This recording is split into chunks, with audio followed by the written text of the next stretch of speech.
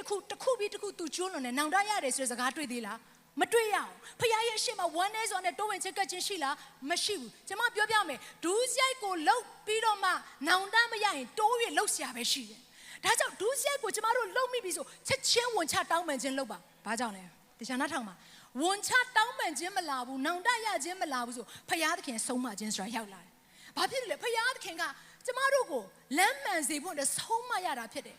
ဖခင်သခင်ဆုံးမတဲ့အခါမှာမတရားဘူးတို့ဖခင်သခင်မမျှတဘူးတို့ကျမတို့ပြောစရာအကြောင်းမရှိဘူးဘာကြောင့်လဲဒီအဖြစ်မှာဒါဝိဒ်ဆုံးမခြင်းခံတဲ့နေပြီမဟုတ်ဘူးလားဒီထဲမှာအဲ့လောက်အထိအပြစ်ဒူးရိုက်နဲ့ရပ်ပေါင်းများစွာ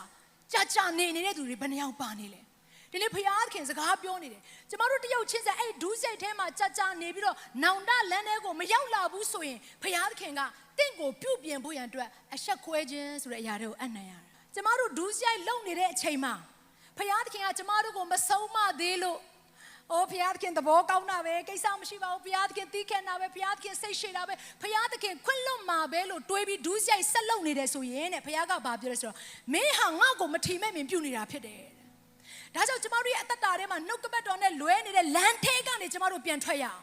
ဖခင်ကကျမတို့ကို